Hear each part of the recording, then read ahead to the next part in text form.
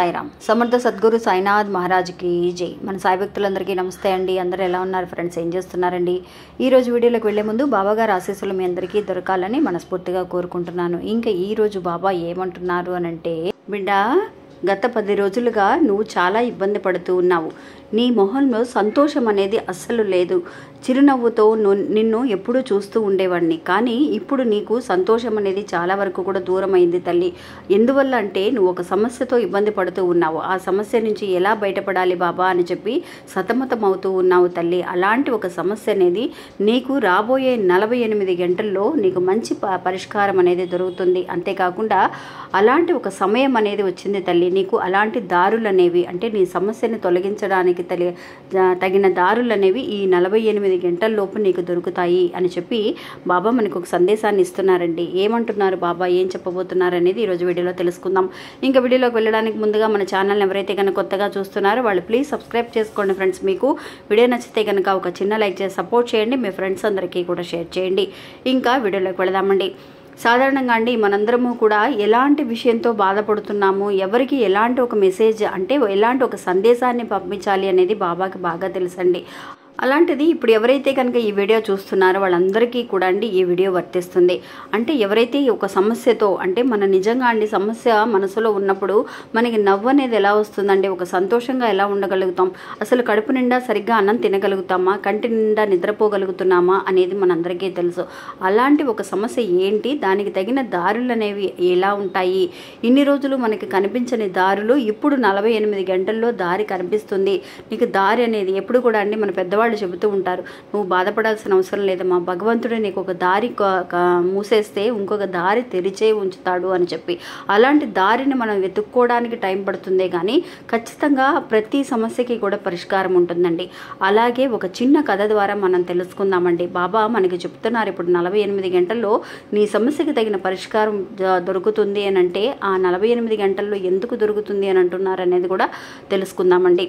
ఒక ఊర్లో అండి ఇలాగే బాబా భక్తురాలండి ఒక ఆవిడండి నిజంగా తన సమస్యని తనకి ఎంత కష్టం వచ్చినా కూడా తన బాధని ఎవరితో కూడా చెప్పుకోదండి.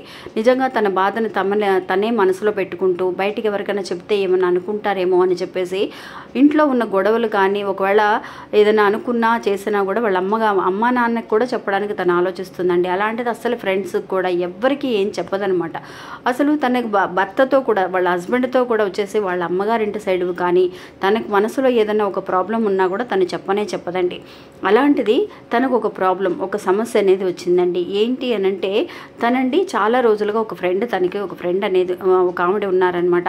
ఆవిడ నిజంగా అండి ఒక 1 నెల రోజుల క్రితం తనని కలవడం అనేది జరిగిందండి. అంటే చాలా రోజులు చిన్న చైల్డ్హుడ్ ఫ్రెండ్ కాబట్టి నిజంగా తనని చూడంగానే ఎక్కడ లేని సంతోషం, నిజంగా ఎలా ఉన్నావంటే ఎలా ఉన్నావని అడగటం, ఎక్కడున్నావు, ఏమైపోయావు అని చెప్పేసి అడిగినప్పుడు తను ఇలాగే మళ్ళీ మధ్యలో 2-3 సార్లు కలవడం అనేది జరిగిందండి. ఆ ఫ్రెండ్ తనని కలిసినప్పుడు చెప్తుందనమాట, ఏంటి చాలా డల్గా ఉంటున్నావు, ఏమైంది, ఏంటి ప్రాబ్లం అని అన్నప్పుడు తిను చాలా వరకు కూడా సెన్సిటివ్ అండి. ఈ ఫ్రెండు నిజంగా ఎవరైనా సరే కష్టంలో ఉన్నారు అంటే తనకి ఏదైనా వెంటనే సహాయం చేయాలని అనుకుంటుంది. తన దగ్గర ఉన్నా లేకపోయినా సరే ఎలాగైనా సహాయం చేయాలని అనుకుంటుంది. అప్పుడు తను చెప్తుందండి, ఇట్లాగా నా భర్తకి హెల్త్ అనేది బాగోలేదు, చాలా ఇబ్బంది పడుతూ ఉన్నారు, అతనికి అర్జెంటుగా ఆపరేషన్ అనేది చేయాలి, ఆపరేషన్కి 2 లక్షల రూపాయలు అవసరం అవుతాయి. నేను ఎంతోమందిని అడిగి చూశాను, మాకు నిజంగా అంత వసతి అనేది లేదు, మాకు చాలా వరకు కష్టపడే ఒక ఫ్యామిలీలో ఉన్న మా అత్త మామల్ని అడిగి చూశాను, మా అమ్మ వాళ్ళ సైడ్ కానీ ఎవరిని కూడా నేను ఇబ్బంది పెట్టుకోదలుచుకోలేదు, వాళ్ళు కూడా ట్రై చేస్తున్నారు, వాళ్ళ కూడా కాలేదు, నేను బయట వాళ్ళందరినీ కూడా అడిగాను, ఎక్కడా కూడా నాకు దొరకలేదు, ఏం చేయాలో నాకు అర్థం కావట్లేదు, ఎలాగైనా సరే మా ఆయనకి ఆపరేషన్ చేసే తీరాలి అని చెప్పి డాక్టర్లు చెప్తున్నారు అని అన్నప్పుడు నిజంగా అంత పెద్ద సమస్య ఉంది అని అనుకున్నప్పుడు తన ఫ్రెండ్ అయ్యి ఉండి తన వల్ల ఏం చేయగలను, తన దగ్గర కూడా పెద్దగా డబ్బు లేకపోయినా సరే ఎలాగైనా సరే అరేంజ్ చేసైనా సరే తను ఇవ్వాలి అన్న ఒక మైండ్ సెట్కి తను వస్తుందండి. ఇలా చెప్పిన తర్వాత సరేరా మరి నేను చూస్తాను, ఎక్కడైనా సరే కనుక్కుంటాను, నా వల్ల అయిన సహాయం నేను చేస్తానని చెప్పేసి ఆ ఫ్రెండ్కి చెప్పి ఇంటికి వెళ్ళిపోతుందండి. వెళ్ళిన దగ్గర నుంచి కూడా తనకి సరిగ్గా నిద్ర అనేది ఉండదు. అయ్యో ఫ్రెండ్ ఇంత కష్టపడుతుంది, మనం ఎలాగైనా సరే సహాయం చేయాలి అని చెప్పి తనకి తెలిసిన ఒక ఫ్రెండ్ దగ్గర అండి, తనకు తెలిసిన వాళ్ళ దగ్గర అప్పు తీసుకొని ఒక 2 లక్షల రూపాయలు అప్పు తీసుకొని ఆ ఫ్రెండ్కి సహాయం చేయడం కోసం తీసుకుందండి. తీసుకొని ఆ వడ్డీ కడుతూ ఇలాగా నేను ఎలాగైనా సరే అమౌంట్ రెడీ చేసి ఇస్తాను. ఆ ఫ్రెండ్ చెప్తుందనమాట, వడ్డీ ఎంతైనా సరే పర్వాలేదు, వడ్డీ నేను కట్టేస్తాను అని చెప్పినప్పుడు తనకి చెప్పకుండానే ఒక 2 లక్షల రూపాయలు అప్పుగా తీసుకొని వచ్చి తన ఆపరేషన్ అంటే తన హస్బెండ్ ఆపరేషన్ కోసం ఇవ్వడం అనేది జరుగుతుందనమాట. ఇచ్చిన తర్వాత ఆపరేషన్ కూడా చేసేస్తారు. చేసిన తర్వాత కొన్ని నెలలు అవుతుంది, 2 నెలలు అవుతుంది, 3 నెలలు అవుతుంది, హస్బెండ్కి బాగా నయమైపోతుందనమాట.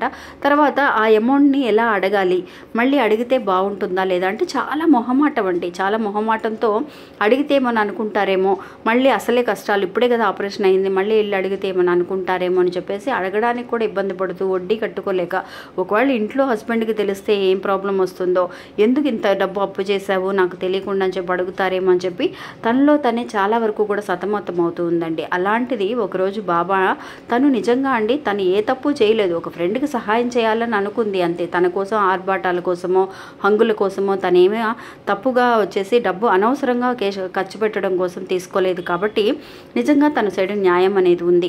అలాంటి సమయంలో నిజంగా బాబా ఒకరోజు కలలో కనిపించి, అమ్మా నీ మీద తప్పు అనేది అస్సలు ఏమీ లేదు, నువ్వు చాలా మంచిదానివి, నువ్వు ఎవరి గురించి భయపడాల్సిన అవసరం లేదు, నీకు ఏదైతే ఒక సమస్య ఉందో ఆ సమస్యకి తగిన దారులు అనేవి తెరుచుకోబోతున్నాయి 48 గంటల్లో అని చెప్పి బాబా తనకి కలలో కనిపించి ఇచ్చిన ఒక సందేశం అండి.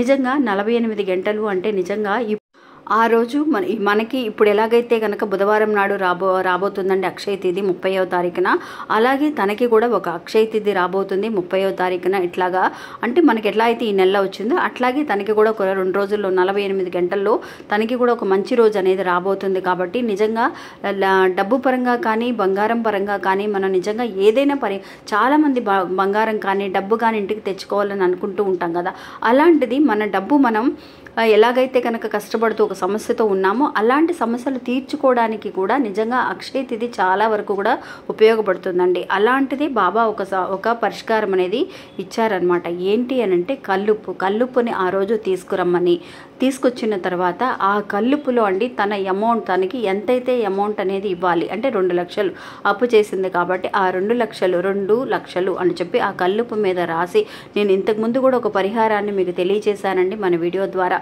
అలాగా చేసిన తర్వాత ఆ రోజు 48 గంటల్లో ఇలాగా రాబోతుంది అని అన్నప్పుడు ఇలాంటి ఒక పరిహారం చేసుకోవాలి అని చెప్పి ఒకళ్ళ ద్వారా తెలుసుకొని ఆ రోజు ఖచ్చితంగా అండి నిజంగా అక్షయ తిథి ఆ రోజు అప్పటికప్పుడు తెల్లవారేసరికి చేసేసిందనమాట ఆవిడ. అక్షయ తిథి రోజున తనకు ఒక మంచి మెసేజ్ అండి. నిజంగా ఆ ఫ్రెండు తనంతట తనే, ఇప్పుడు ఈ ఫ్రెండ్ ఎలా అడగాలో తెలియక అడగటం మానేసింది. ఆ ఫ్రెండు తనకంతట తనే తెలుసుకొని వాళ్ళ హస్బెండ్ చెప్తారనమాట, ఎవరి దగ్గర తీసుకున్నావో వాళ్ళకి వెళ్ళి ఇచ్చేసిరా అని చెప్పేసి ఆ 2 లక్షలకి వడ్డీ కూడా కలిపి ఆ ఫ్రెండ్కి పిలిచి ఇవ్వడం అనేది జరిగిందండి.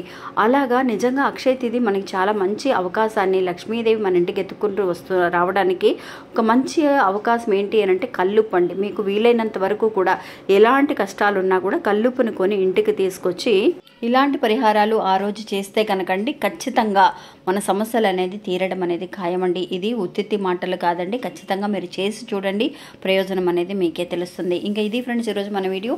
ఈ వీడియో కూడా మీ అందరికీ ఎంతో ఉపయోగపడుతుందని అనుకుంటున్నాను. నచ్చితే కనుక ఒక చిన్న లైక్ చేసి సపోర్ట్ చేయండి.